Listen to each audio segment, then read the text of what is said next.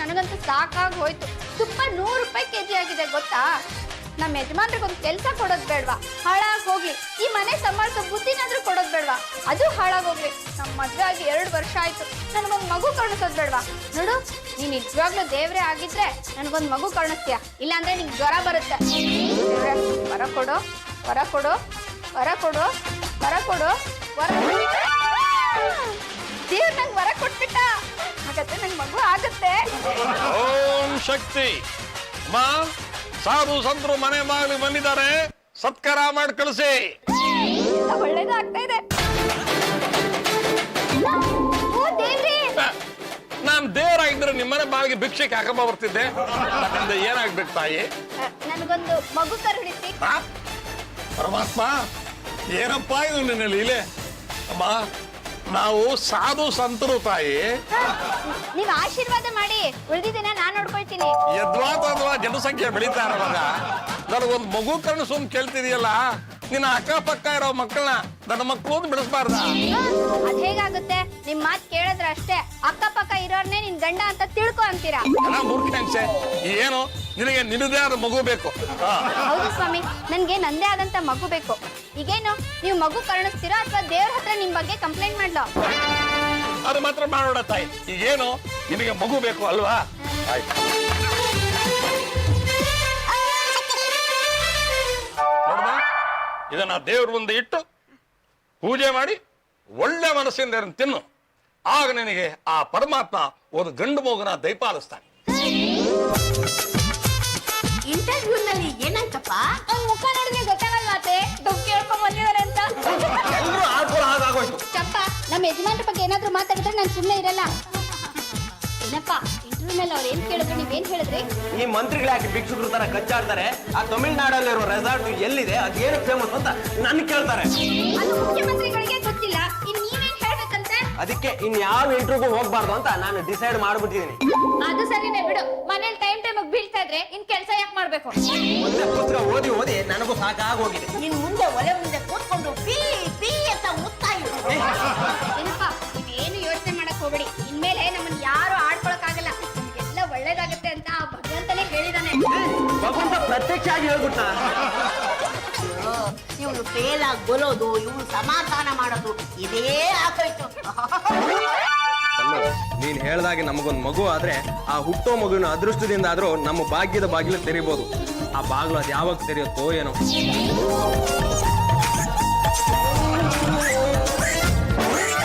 ಏನೋ ತಿನ್ಬಾರ್ದು ತಿನ್ಬಿಟ್ಟಿದ್ದಾಳೆ.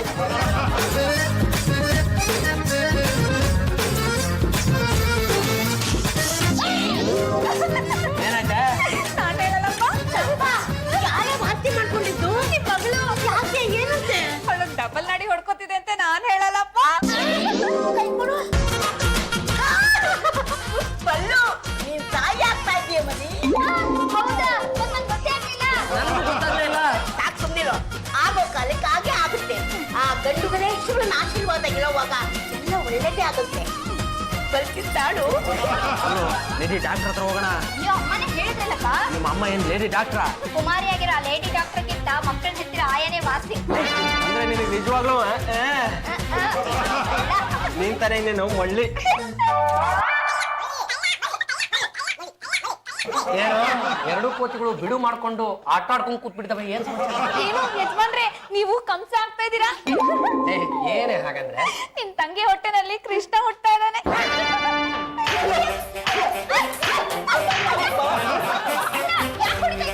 ಮತ್ತೇನಮ್ಮ, ಒಂದು ಕೆಲಸ ಇಲ್ಲ, ಕಾರ್ಯ ಇಲ್ಲ, ಸಂಪಾದನೆ ಅಂದ್ರೆ ಏನು ಅಂತ ಗೊತ್ತಿಲ್ಲ. ಖರ್ಚಿನ ಮೇಲೆ ಖರ್ಚಾಗ್ತಾ ಇದೆ. ಅಷ್ಟರ ಮೇಲೆ ಶ್ರೀಮಂತ ಖರ್ಚು, ಸಿಜೇರಿಯನ್ ಖರ್ಚು, ಆಸ್ಪತ್ರೆಯಿಂದ ಮಗನ್ ಬಿಡ್ಕೊಂಬರೋ ಖರ್ಚು, ಬಾಣಂತಂದು ಖರ್ಚು, ಆ ಮಗುಗೆ ಬೇಬಿ ಶಾಂಪು, ಬೇಬಿ ಪೌಡರ್ ಎಲ್ಲ ಎಲ್ಲಿಂದ ತರೋಣ? ಸಂತೋಷದ ಸುದ್ದಿ ಕೇಳ್ಬಿಟ್ಟು ಹೀಗ ಮಾತಾಡೋದು? ಒಬ್ರು ಸಂತೋಷ ಇನ್ನೊಬ್ರು ದುಃಖಕ್ಕೆ ದಾರಿ ಮಾಡ್ಕೊಡ್ತಮ್ಮ. ಇದು ಲೋಕ ರೂಢಿ. ಅಲ್ಲ, ನಿಮ್ಮಿಬ್ರಿಗೂ ಒಂದು ಬಿಟ್ಟು ಎರಡು ಮಗು ಆಗ್ಲಿ ನಂದೇನು ತಕರಾರಿಲ್ಲ. ಆದ್ರೆ ಅದ್ರ ಜವಾಬ್ದಾರಿನೂ ನನ್ನ ತಲೆಗೆ ಬರುತ್ತಲ್ಲ. ನಿನಗೆ ಯಾಕೆ ಹೊಟ್ಟೆ ಕಿಚ್ಚು ಅಂತ ನನಗೆ ಈಗ ಗೊತ್ತಾಯ್ತು. ಯಾಕೆ? ನಿನಗ್ ಮಕ್ಕಳಾಗ್ಲಿಲ್ವಲ್ಲ, ಅದಕ್ಕೆ.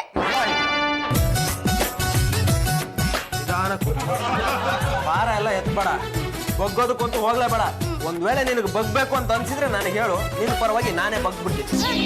ಏನಪ್ಪ, ನಂಗೆ ನ್ಯೂಸ್ ಪೇಪರ್ ಓದ್ಬೇಕು ಅನಿಸ್ತಾ ಇದೆ. ಯಾಕಪ್ಪ? ಇದಿಷ್ಟು ಪೇಪರ್ ಹಿಡ್ಕೊಂಡ್ರೆ ತುಂಬಾ ಭಾರ ಆಗ್ಬಿಡತ್ತೆ. ಅದಕ್ಕೆ ಮೊದಲು ಇದೊಂದು ಪೇಜ್ನ ಓದು, ಆಮೇಲೆ ಇನ್ನೊಂದು ಪೇಜ್ ಕೊಡ್ತೀನಿ. ಯಾಕಪ್ಪ ಕಾಲಂ ಮಾತ್ರ ಕಟ್ ಮಾಡ್ಕೊಡು, ಅದು ತುಂಬಾ ಹಗುರವಾಗಿರುತ್ತೆ. ಅದನ್ನು ಮಾಡ್ತೀನಿ ಬಾವ, ಆದ್ರೆ ಈಗಲ್ಲ, ಪಲ್ಲುಗೆ 6 ತಿಂಗಳಾದ್ಮೇಲೆ. ಏನಪ್ಪ ನಮ್ಮ ಹುಟ್ಟೋ ಮಗುಗೆ ಏನಂತ ಹೆಸರಿಡೋಣ? ತುಂಬಾ ಫೇಮಸ್ ಆಗಿರೋ ಹೆಸರು ಇಡ್ಬೇಕು. ಬಿನ್ ಲ್ಯಾಡನ್ ಅಂತ ಇಟ್ಬಿಡ್ರ. ಕಳ್ಳನ ಹೆಸರು ನಾವ್ ಇಡ್ಬೇಕಂದ್ರೆ ಒಂದು ಕೆಲಸ ಇಲ್ಲ, ಕಾರ್ಯ ಇಲ್ಲ. ನೀವಿಬ್ರು ಮಾಡ್ಕೊಂಡು ಕೂತಿರೋ ಗನಂದಾರಿ ಕೆಲಸಕ್ಕೆ ಇನ್ನೇನು ಮಹಾತ್ಮ ಗಾಂಧೀಜಿ ಅಂತ ಹೇಳ್ತೀರೇನೆ? ಅಕಸ್ಮಾತ್ ಹೆಣ್ಮಗು ಹುಟ್ಟಿದ್ರಪ್ಪ ಮೂಲಂದೇವಿ ಅಂತ ಇಡಿ. ಆ ಕಳ್ಳಿ ಹೆಸರು ನಾವ್ ಇಡ್ಬೇಕು. ನಾಳೆ ನಿನ್ನ ಮಕ್ಕಳಾಗ್ತಾವಲ್ಲ, ಇವೆರಡು ಹೆಸರನ್ನ ಅವ್ರಿಗೆ ಇಟ್ಕೋ, ನಮ್ಮ ಮಗು ಹೆಸರನ್ನ ನಾವೇ ಹುಡುಕೋತೀವಿ. ಏನಪ್ಪ ನನ್ನ ಆಸೆ ಈಗಲಾದ್ರೂ ನೆರವೇರುತ್ತಾ? ಪಲ್ಲು, ನಿನ್ನ ಆಸೆ ಏನು ಅಂತ ಹೇಳೋ, ಅದನ್ನ ನಾನು ನೆರವೇರಿಸ್ತೀನಿ. ಬೆಟ್ಟದ ಮೇಲೆ ಮನೆ ಮಾಡಿ ಅಲ್ಲಿರೋ ಮರಕ್ಕೆ ಜೋಳಿಗೆ ಕಟ್ಟಿ ಆ ಜೋಳಿಗೆಯಲ್ಲಿ ನಮ್ಮ ಮಗುನ್ ತೂಗ್ಬೇಕು. ಅಷ್ಟೇ ಅಲ್ಲಪ್ಪ, ಹುಟ್ಟೋ ಮಗು ಬೆಟ್ಟದ ಮೇಲೆ ಹುಟ್ಟಬೇಕು. ದೇವ್ರು ಕೊಡ್ತಂಗೆ ಬೆಟ್ಟದ ಮೇಲೆ ನಾವು ಮರಗಳ ಮಧ್ಯೆ ನಾವು ಮಗು ಹುಟ್ಟಿದ್ರೆ ಹುಟ್ಟಿದ ತಕ್ಷಣನೇ ಮರ ಹಚ್ಕೊಂಡ್ಬಿಡ್ತಮ್ಮ. ಕುತ್ಕೊಳ್ಳಿ ಬಿಡ, ನಾನ್ ಹಿಂಗೇನ್ ಕಷ್ಟ. ಮಕ್ಕಳ ಚೇಷ್ಟೆ ಕೋತಿ ಚೇಷ್ಟೆ ಅಂತ ನನಗೂ ಗೊತ್ತು. ನಮ್ಮ ಯಜಮಾನ್ರು ಮರ ಹತ್ತಿ ಅದ್ರ ಜೊತೆ ಆಟ ಆಡ್ತಾ ಇರ್ತಾರೆ. ನೀನ್ ತಲೆ ಕೆಡ್ಸ್ಕೊಬೇಡ, ಆದಷ್ಟು ಬೇಗ ಬೆಟ್ಟದ ಮೇಲೆ ಸೈಟ್ ನೋಡಿ ಮನೆ ಕಟ್ಟಕ್ ಶುರು ಮಾಡು. ದೇವರು ಕೊಟ್ಟ ತಂಗಿ, ಊರ್ ಒಳಗಡೆನೆ ಸೈಟ್ ಮಾಡಿದ್ರೆ ಜನಗಳು ಬಿಡಲ್ಲ, ತಮ್ದು ಅಂತ ಬೇಲಿ ಹಾಕೊಂಡ್ಬಿಡ್ತಾರೆ. ಇನ್ನು ನೀನು ಬೆಟ್ಟದ ಮೇಲೆ ಸೈಟ್ ಮಾಡಿದ್ರೆ ಅವ್ರು ಸುಮ್ಮನೆ ಬಿಡ್ತಾರೆ. ನಿನ್ ಕೈಲಿ ಆಗಲ್ಲ ಅಂತ ಹೇಳು, ನಮ್ ಸೈಟ್ ನ ನಾವೇ ಹುಡ್ಕೊಂಡು ಮನೆ ಕಟ್ಕೋತೀವಿ. ಇಬ್ಬರತ್ರ ಪಾಪ ಅಷ್ಟೊಂದು ದುಡ್ಡು ಎಲ್ಲಮ್ಮ ಇದೆ. ಯಾಕೆ ನನ್ ಭಾಗದ ಇಸ್ಬಿಟ್ಟು ಇದೆಯಲ್ಲ? ನೀನು ಚಿಕ್ಕ ಪುಟ್ಟ ವಿಷಯಕ್ಕೆಲ್ಲ ಆಸ್ತಿನ ಭಾಗ ಮಾಡಕ್ ಹೋಗ್ಲೇಬೇಡ. ಈಗೇನೋ ನಿಮ್ಗೊಂದು ಸೈಟ್ ಬೇಕಾನೆ, ಅದಕ್ಕೆ ನಾನು ವ್ಯವಸ್ಥೆ ಮಾಡ್ತೀನಿ. ಈ ಮನೆನೇ ಅದ್ಭುತವಾಗಿದೆ. ಆ ಫ್ಯಾನ್ ಕಿತ್ತಾಕ್ಬಿಟ್ಟು ಅಲ್ಲೊಂದು ಪಕ್ಕಿ ನೇತಾಕಿದ್ರೆ ಕೊಟ್ಲಿದು ಜೋಕಾಲಿನೇ ನೇತಾಕ್ಬೋದು. ಆದ್ರೂ ನಮ್ಮ ಮಾವನ ಮನೆ ರೀ, ನಮಗ್ ಸ್ವಂತ ಮನೆ ಬೇಕು. ಇದನ್ನೇ ಸ್ವಂತ ಮಾಡ್ಕೊಂಡ್ರೆ ಆಯ್ತು.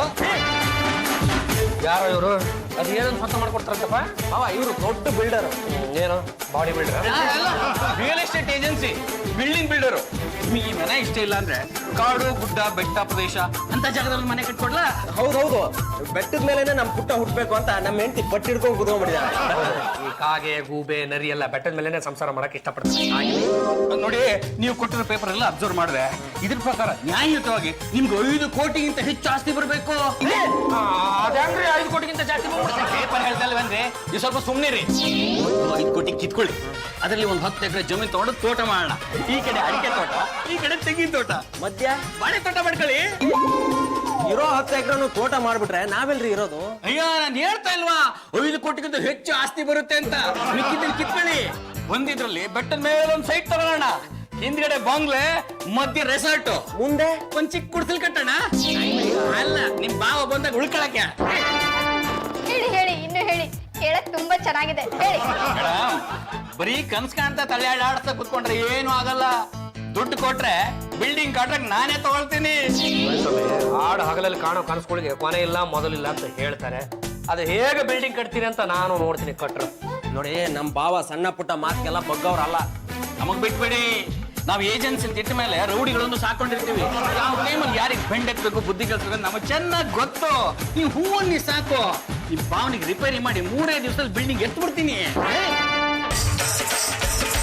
ಲಾಲಿ ಲಾಲಿ ಸುಕುಮಾರ, ಲಾಲಿ ಮುತ್ತು ಬಂಗಾರ.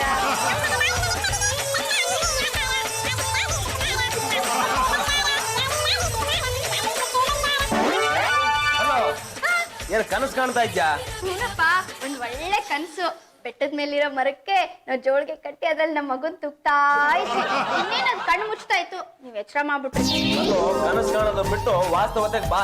ನಿಮ್ಮ ಅಣ್ಣ ಯಾಕೋ ಕೈ ಕೂಡ ಆಗಿದ್ದಾರೆ, ಜೊತೆಗೆ ಲಾಯರ್ನು ಕರ್ಕೊಂಡ್ ಬಂದೀನಿ. ನಮಸ್ಕಾರಮ್ಮ, ನಾನು ರಾಯ ಲಕ್ಷ್ಮೀಪತಿ ಅಂತ. ನಿಮ್ ಕಷ್ಟ ಗೊತ್ತಾಯ್ತು, ನೀವೇನು ಯೋಚನೆ ಮಾಡಬೇಡಿ. ಈಗ ಪಿತ್ರಾರ್ಜಿತ ಆಸ್ತಿ ಮೇಲೆ ಹೆಣ್ಮಕ್ಳಿಗೆ ಈಕ್ವಲ್ ರೈಟ್ಸ್ ಇದೆ. ಗಂಡು ಬೇರೆಲ್ಲ ಹೆಣ್ಣು ಬೇರೆ ಅಂತ ಕಾನೂನೇ ಆಗಿದೆ. ಒಂದ್ ವೇಳೆ ಇವ್ರ ಅಣ್ಣ ಕಿರಿಕ್ ಮಾಡಿದ್ರೆ ನಾನಿರೋದಕ್ಕೆ ಅವನೇನಾದ್ರೂ ಕಿರಿಕ್ ಮಾಡಿದ್ರೆ ಪೊಲೀಸ್ ಕಂಪ್ಲೇಂಟ್ ಕೊಟ್ಟು ಅರೆಸ್ಟ್ ಮಾಡ್ಬಿಡ್ತೀನಿ. ನಾನು ಅಂತಿಂತಲ್ಲ ಇರಲ್ಲ, ಕೈ ಇಟ್ಟಾಗ ಸಿವಿಲ್, ಮುಗ್ಸವ ಕ್ರಿಮಿನಲ್. ಕ್ರಿಮಿನಲ್ ನನ್ನ ಕ್ರಿಮಿನಲ್ ಮಾಡೋದು ನಿಮ್ ಕೈಲಿದೆ. ನಮ್ಮ ಅಣ್ಣ ನೋಡಿದ್ರೆ ಗೊತ್ತಾಗುತ್ತೆ ಬಿಡಮ್ಮ, ಮಹಾ ದುರ್ಗ ಅಂತ. ರೇ, ನಿಮ್ ತಂಗಿ ಆಸ್ತಿ ನೀವ್ ಇಟ್ಕೊಂಡು ಯಾಕೆ ಅವ್ರು ತೊಂದರೆ ಕೊಡ್ತಾ ಇದ್ದೀರಾ? ನೋಡಿ ಸ್ವಾಮಿ, ಇದು ನಮ್ಮ ಕುಟುಂಬ, ನಮ್ಮ ಆಸ್ತಿ. ಈ ಆಸ್ತಿನ ನಾವು ಯಾವಾಗ ಪಾಲ್ ಮಾಡಬೇಕು, ಯಾವಾಗ ಬಿಡಬೇಕು ಅನ್ನೋದು ಈ ಮಹಾಜನರಿಗೆ ಚೆನ್ನಾಗಿ ಗೊತ್ತು. ನೀವು ಮತ್ತೆ ಭೂಗತ ತುರ್ಸೋದಕ್ಕೆ ಬರಬೇಡಿ. ನಿಮ್ಮಂತ ಆನಂದಿರೋ ಪ್ರಪಂಚದಲ್ಲಿ ಬೇಕಾಗ್ತಾ ಇದ್ದಾರೆ. ತಂಗಿ ತಲೆ ಸವರಿ ರೇಷ್ಮೆ ಸೀರೆ ಕೊಟ್ಟು ಆಸ್ತಿ ಬಳಸೋರು. ಇಲ್ಲಿ ಹಾಗಾಗಬಾರ್ದು ಅಂತ ಬಂದಿದ್ದೀನಿ. ಈಗಿಂದೀಗಲೇ ಅವ್ರ ಪಾಲ ಅವ್ರಿಗೆ ಕೊಟ್ಬಿಟ್ರೆ ಖರ್ಚಿಲ್ಲೇ ಕೆಲಸ ಆಗುತ್ತೆ. ಇಲ್ಲ ಆದ್ರೆ ನಿಮ್ ದುಡ್ಡಲ್ಲಿ ನಾನು ಕೇಸ್ ಗೆಲ್ಲಬೇಕಾಗತ್ತೆ. ಆಯಾಸ ಮಾಡ್ಕೋಬೇಡ, ಬಿಟ್ಟನ್ ಜೊತೆ ಜಗಳ ಕಾಯ್ಬೇಡ. ಯಾವಾಗ್ಲೂ ಈ ರಾಮಾಯಣನೇ ಓದ್ತಾ ಇರು, ನಿನಗೆ ರಾಮನಂತ ಮಗ ಹುಡ್ತಾನೆ. ಆದ್ರೆ ನಿಮ್ ಮಗಳು ಓದ್ತಾ ಇರೋದು ಮಹಾಭಾರತ. ಯಾಕಮ್ಮ ಓದ್ತಾ ಇದೀಯಾ? ಯಾಕಮ್ಮ ಓದಿದ್ರೆ ಏನಾಗುತ್ತೆ? ದುರ್ಯೋಧನಂತ 101 ಮಕ್ಕಳು ಹುಟ್ಟುಬಿಡ್ತಾರೆ. ರಾಮಾಯಣ ಓದ್ತಾ ಇದ್ರೆ ರಾಮನಂತ ಒಬ್ಬ ಮಗ ಹುಡ್ತಾನೆ, ಅಷ್ಟೇ ಸಾಕು. ಅಮ್ಮ, ಹೊಟ್ಟೆಲಿ ಟಪ್ ಟಪ್ ಅಂತ ಸೌಂಡ್ ಬರುತ್ತೆ, ಯಾಕೆ? ಮಗು ಹೊಟ್ಟೆಲಿ ಜೂಟಾಟ ಆಡ್ಕೊತಾ ಇರುತ್ತೆ. ಯಾರ ಜೊತೆ? ಇನ್ನೊಂದ್ ಮಗು ಜೊತೆ. ಅಭಿಮನ್ಯು ಹೊಟ್ಟೆಲಿರುವಾಗೆ ಸ್ಕೂಲ್ ಹೋಗ್ತಾ ಇದ್ದಂತೆ. ಯಾವ ಸ್ಕೂಲ್ಗೆ? ನಂದ ಗೋಕುಲ ಹೊಟ್ಟೆ ಸ್ಕೂಲು ಅಂತ. ಯುದ್ಧ ಮಾಡೋದ್ ಹೇಗೆ, ಚಕ್ಕ ಇವನ ಬೇಸೋದ್ ಹೇಗೆ ಅಂತ ಹೊಟ್ಟೆಲಿರುವಾಗಲೇ ಕಲ್ತ್ಕೊಂಡಿದ್ನಂತೆ. ಪಲ್ಲು ಕೆಲ್ಸಕ್ಕೆ ಬಾರದೆ ಇರೋ ನಿಮ್ಮ ಅಣ್ಣನ್ ನಂಬ್ಕೊಂಡು ಕೂತ್ಕೊಂಡ್ರೆ ನಮ್ಗೆ ಈ ಜನ್ಮದಲ್ಲಿ ಸೈಟ್ ಸಿಗಲ್ಲ. ನಾವೇ ಬೆಟ್ಟಕ್ಕೆ ಹೋಗಿ ಒಂದ್ ಸೈಟ್ ಹುಡ್ಕೊಂಡ್ ಬರೋಣ. ನಾವೇ ಒಳ್ಳೆ ಜಾಗ ನೋಡಿ ಸೆಲೆಕ್ಟ್ ಮಾಡೋಣ, ಅದನ್ನ ಅಣ್ಣ ಕೊಡಿಸ್ಲಿ. ಅತ್ತೆ ಅವ್ರೆ, ಮನೆ ಹಿರಿಯರಾಗಿ ತಾವು ತಮ್ಮ ಮಗನಿಗೆ ಒಂದು ಬುದ್ಧಿ ಮಾತು ಹೇಳಲ್ವೇ? ಪಾಂಡುರಂಗ ಗಂಡುಗಲಿ ಹೆಸರಿಗೆ ಗಂಡುಗಲಿಂದ ಏನು ಅದೇನು ಅಂತ ಹೇಳಿ. ಅಲ್ಲ ಕಣೋ, ಇಂಥ ಸಮಯದಲ್ಲಿ ಇವಳು ಸೈಟ್ ನೋಡೋದಕ್ಕೆ ಅಂತ ಬೆಟ್ಟಕ್ಕೆ ಹೋದ್ರೆ ಏನೋ ಚೆನ್ನಾಗಿರುತ್ತೆ. ತಂಗಿ ಒಂದು ಚಿಕ್ಕ ಆಸೆನ ನೆರವೇರಿಸ್ಕೊಡ್ಲಿಲ್ಲ ಅಂದ್ಮೇಲೆ ನೀನೆಂಥ ಅಣ್ಣ, ನೀನೆಂಥ ಮಗ. ಮಾತೋಶ್ರವೇ ತಮ್ಮಿಂದ ಕಟ್ಟಪಡೆ ಆಯ್ತಲ್ಲ, ನಾನು ಈಗಿಂದೀಗ್ಲೇ ಹೋಗಿ ಅವ್ರಿಗೊಂದು ಸೈಟ್ ನೋಡ್ಕೊಂಡ್ ಬರ್ತೀನಿ. ಮಾವ, ಆ ಸೈಟ್ ಅಲ್ಲಿ ಮರ ಇರಲೇಬೇಕು. ಆಯ್ತಪ್ಪ, ಕೋತಿಗಳು ಕಾಟ ಇಲ್ಲದೆ ಇರುವಂತ ಮರನೇ ಹುಡುಕ್ತೀನಿ.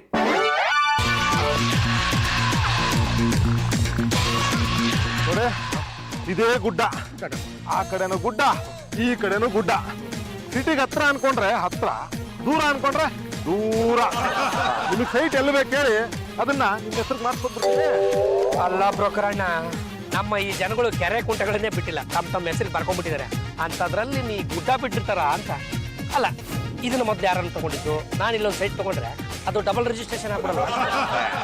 ನಾನೇ ಒಂದೊಂದು ಸೈಟ್ನ 4 ಜನ ಹೆಸರಿಗೆ ಮಾಡಿಸಿದ್ದೀನಿ. ಇದೆಲ್ಲ ನಿಮಗೆ ಹೇಗೆ ಸಾಧ್ಯ? ಆಫೀಸಲ್ಲಿ ದುಡ್ಡು ತಳ್ಳಿದ್ರೆ voter records, survey number details ready ಮಾಡ್ಕೊಟ್ಬಿಡ್ತಾರಪ್ಪ.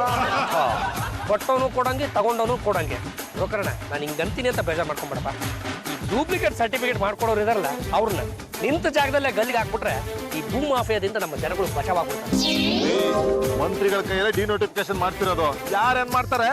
ಅದು ಸರಿ ಬಿಡಪ್ಪ, ಬೇಲಿನೇ ಬೆದ್ದು ಹೊಲ ಮೈದ್ರೆ ಯಾರೇನ್ ಮಾಡಕ್ಕಾಗತ್ತೆ? ಹೇಗೂ ಇಲ್ಲಿ ಮರ ಇದೆ ಅಲ್ವಾ, ನನ್ನ ತಂಗಿ ಹೆಸರಿಗೆ ಇಲ್ಲೇ ಒಂದು ಸೈಟ್ ಮಾಡ್ಕೊಟ್ಬಿಡ. ಇಲ್ಲೇ ಯಾಕ್ ಬೇಕು? ಅದು ನನ್ನ ತಂಗಿ ಇದ್ದಾಳಲ್ಲ, ತಾನು ಹುಟ್ಟೋ ಮಗನ ಅದೇನೋ ಮರಕ್ಕೆ ಜೋಳಿಗೆ ಕಟ್ಬಿಟ್ಟು ಹೋಗ್ಬೇಕು ಅನ್ನೋ ಆಸೆ ಇಟ್ಕೊಂಡಿದ್ದಾಳೆ. ಹಾಗಾಗಿ ಇಲ್ಲೇ ಸೈಟ್ ಮಾಡ್ಕೊಡ. ಆಯ್ತು, ಮೊದಲು ತಗೊಳ್ರಿ, ಆಮೇಲೆ ನಿಮ್ ತಂಗಿ ಈ ಮರಗ ಜೋಳಿಗೆ ಕಟ್ಟಿ ಮಗುನಾರ ತುಕ್ಕಲಿ, ಕೋತಿ ಮರಿಯೋ ತುಕ್ಕಲಿ. ಇನ್ನೊಂದು ವಿಷಯನಪ್ಪ, ನೀನು ನನ್ನ ಬರೀ ಗಿರಾಕಿ ಅಂತ ತಿಳ್ಕೊಬೇಡ, ಅಂತ ತಮ್ಮ ಅನ್ಕೊಳ.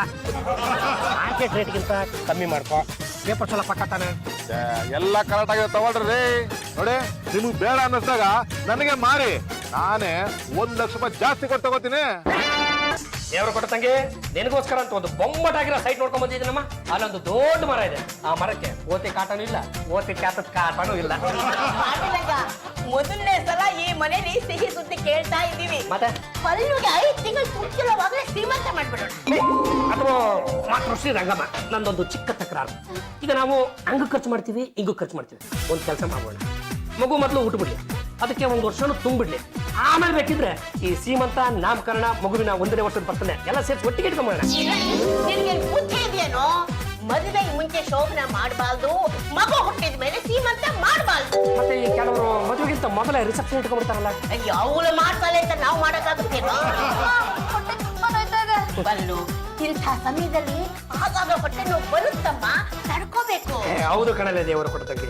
ಈ ಮಕ್ಕಳು ಅನ್ನೋವೇ ಹಾಗೆ, ಚಿಕ್ಕವಿದ್ದಾಗ ಹೊಟ್ಟೆ ಒಳಗಡೆ ಹೊಡಿತಾ ಇರ್ತವೆ, ವಯಸ್ಸಿಗೆ ಬಂದ್ಮೇಲೆ ಅಪ್ಪ ಅಮ್ಮನ ಹೊರಗಡೆ ಬಂದು ಹೊಡಿತಾ ಇರ್ತಾವೆ. ನನಗೆ ಪರಿಚಯಸ್ಥರು ಒಬ್ರು ಡಾಕ್ಟರ್ ಇದ್ದಾರೆ ಕಣ, ಮಾಲಾ ಡಿ ಅಂತ. ಅವ್ರ ಹತ್ರ ಕರ್ಕೊಂಡೋಗಿ ಚೆಕ್ ಮಾಡಿಸು, ಅವರು ಸಿಕ್ಕಾಪಟ್ಟೆ ಚೀಪ್ ರೇಟಲ್ಲಿ ನೋಡ್ತಾರೆ. ಏನು ಮುಖ ನೋಡ್ಕೊಂಡು ಕೂತಿದ್ಯಾ? ಕರ್ಕೊಂಡು ಹೋಗೋ. ಆಟೋದಲ್ಲಿ ಹೋಗ್ಬೇಡ, ತುಂಬಾ ಕುಳ್ಕುತ್ತೆ, ನಡ್ಕೊಂಡೇ ಹೋಗುತ್ತೆ. ನೀನ್ ಯಾಕೆ ಅಲ್ಲಿವರೆಗೂ ನಡ್ಕೊಂಡ್ ಬರ್ತೀಯಾ? ನಿನ್ನ ಬದಲು ನಾನೇ ಹೋಗಿ ಚೆಕಪ್ ಮಾಡ್ಕೊಂಡ್ ಬರ್ತೀನಿ.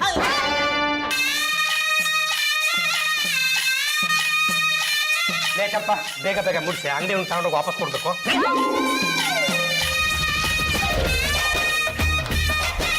ಪಲ್ಲು, ನಿಂಗೆ ಏನ್ ಆಸೆ ಇದೆಯಾ? ನಮ್ಮ ಯಜಮಾನ್ರು ಯಾವಾಗ್ಲೂ ನನ್ನ ಜೊತೆ ಇರ್ಬೇಕು ಅಂತ ಆಸೆ. ಮಾಡಕ್ಕೆ ಏನ್ ಕೆಲಸ ಇಲ್ವಲ್ಲ, ಇರ್ತಾನೆ ಬಿಡು. ಅಮ್ಮ, ಹೊಟ್ಟೆ ತುಂಬಾ ನೋಯ್ತಾ ಇದೆ. ಇನ್ ಸ್ವಲ್ಪ ದಿನ, ಆಮೇಲೆ ಎಲ್ಲ ಆರಾಮಾಗಿ ಆಗೋಗುತ್ತೆ. ಪಲ್ಲು, ನೀನ್ ನಿನ್ ಗಂಡ ಜೊತೆ ಮಂತ್ರಾಲಯಕ್ಕೆ ಹೋಗಿ ಲಾಭದೇಂದ್ರ ದರ್ಶನ ಮಾಡ್ಕೊಂಡು ಬಾ. ಕಾಲಲ್ಲಿ ಹೋಗಿ ಕಾಲಲ್ಲೇ ಬನ್ನಿ. ವೆರಿ ಗುಡ್ ಮಾತ್ರ ಅವರೇ. ಇವರಿಬ್ರು ಕಾಲ್ನಡಿಗೆನಲ್ಲೇ ಹೋಗ್ಲಿ, ಕಾಲಡಿಗೆನಲ್ಲೇ ವಾಪಸ್ ಬಂದು. ನಾನು ಹೇಳಿದ್ವಿ ಕಾಲಲ್ಲ ಕಣೋ, ಕಾಲು ಕಾಲು ಪಿಂಗ್ ಪಿಂಗ್. ಅಲ್ಲ ಮಾತೃಶ್ರೀ ರಂಗಮ್ಮನವರೇ, ಪಾಪ ನಮ್ಮ ರಾಜಕಾರಣಿಗಳು ಆ ವಯಸ್ಸಿನಲ್ಲೂ ಕೂಡ ಬಳ್ಳಾರಿವರೆಗೂ ಪಾದಯಾತ್ರೆ ಹೋದ್ರು. ಅಲ್ಲಿಂದ ಅಮ್ಮಮ್ಮ ಅಂದ್ರೆ ಮಂತ್ರಾಲಯ ಇನ್ನೆಷ್ಟು ದೂರ ಇದೆಯಪ್ಪ, ಇವ್ರು ಪಾದಯಾತ್ರೆನೇ ಮಾಡ್ಲಿ ಬಿಡಿ. ನಿನ್ನ ಹೆಂಡತಿ ಗರ್ಭಿಣಿ ಆದಾಗ ನೀನು ಹಾಗೆ ಮಾಡಿದಂತೆ. ಈಗ ಇವಳು ಕಾಲಲ್ಲಿ ಹೋಗಿ ಕಾಲಲ್ಲೇ ಬಲ್ಲಿ. ಏನಪ್ಪ ಲಗೇಜ್ ರೆಡಿ ಮಾಡ್ಕೊಳ್ಳಿ, ಲಗೇಜ್ ಪ್ಯಾಕ್ ಮಾಡ್ಕೊಳ್ಳಿ ಬಾ, ಲಗೇಜ್ ಪ್ಯಾಕ್ ಮಾಡ್ಕೊಳ್ಳಿ ಬಾ. ಏನಾಯ್ತು? ನಾನು ಇಷ್ಟೊತ್ತು ಕಂಡಿದ್ ಕನ್ಸ. ಏನ್ ಕನ್ಸ್ಕಂಡೆ? ನನ್ಗೆ ಸೀಮಂತ ಮಾಡ್ತಿರೋ ತರ ಕನ್ಸ್ಕಂಡೆ, ಎಷ್ಟು ಚೆನ್ನಾಗಿತ್ತು ಗೊತ್ತಾ? ಅದೇ ದೇವ್ರು ಕೊಟ್ಟ ತಂಗಿ, ಬರೀ ಕನಸು ಕಂಡ್ಕಂಡೇ ಜೀವನ ಕಳೆದ್ಬಿಟ್ರೆ ಹೆಂಗಮ್ಮ? ಸರ್ ಡಾಕ್ಟರ್ ರಿಪೋರ್ಟ್ ಕೊಟ್ಟಿದೆ, ಇರ ಖುಷಿ ಸುದ್ದಿ ತಂದಿದೆ.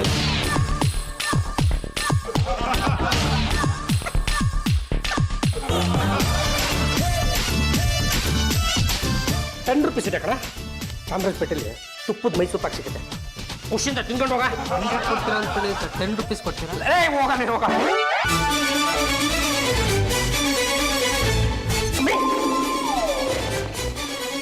ಮಾತೃಶ್ರೀ ರಂಗಮ್ಮನವ್ರೆ ಬನ್ರಿ ಇಲ್ಲಿ. ನಮ್ಮ ದೇವರು ಕೊಟ್ಟ ತಂಗಿಯಮ್ಮ ತಾಯಿ ಆಗ್ತಾ ಇದ್ದಾಳೆ ಅನ್ನೋ ವಿಷಯನ ಅವಳಿಗೆ ಯಾರು ಹೇಳಿದ್ದು? ನಾನೇ ರೇಡಿ ಮುನ್ನ ಬಾಯಿ MBBS ಇವರು. ಅದೇನೋ ತಿನ್ನಬಾರ್ದಂತ ತಿಂದ್ಬಿಟ್ಟು ಹೊಟ್ಟೆನಲ್ಲಿ ಗುಡುಗುಡು ಶುರುವಾಗಿದೆ, ಅಂಥದ್ದೇನೂ ಇಲ್ಲ, ಎಲ್ಲ ನಾರ್ಮಲ್, ಖುಷಿ ಪಡಬೇಡಿ ಅಂತ ಡಾಕ್ಟರ್ ರಿಪೋರ್ಟ್ ಹೇಳ್ತಾ ಇದೆ.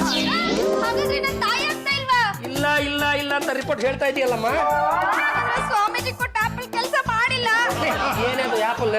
ಅವತ್ತು ಸ್ವಾಮಿ ಒಬ್ರು ಬಂದಿದ್ರು, ಅವ್ರು ಒಂದು ಆಪಲ್ ಕೊಟ್ಟು ತಿನ್ನಮ್ಮ ನಿನ್ಗೆ ಮಗು ಆಗುತ್ತೆ ಅಂತ ಹೇಳಿದ್ರು. ಸ್ವಾಮಿಗಳೇ ನನ್ಗೆ ಯಾಕೆ ಮೋಸ ಮಾಡಿದ್ರಿ? ನಾನು ಕೊಟ್ಟ ಹಣ್ಣನ್ನು ನೀನು ತಿನ್ನಲಿಲ್ಲ, ಅದು ಪರರ ಪಾಲಾಯಿತು. ಅದು ಹೇಗೆ ಎಂದು ನೀನೇ ನೋಡು.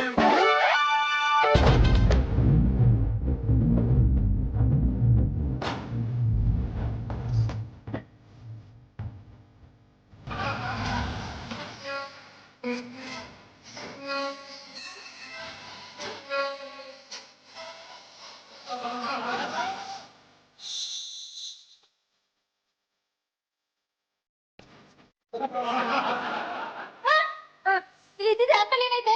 ಅದ್ ನೀನಿಟ್ಟಿದ್ದ?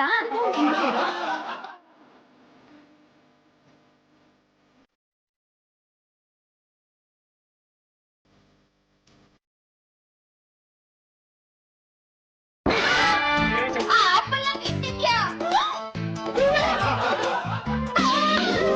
ಏನಾಯ್ತು?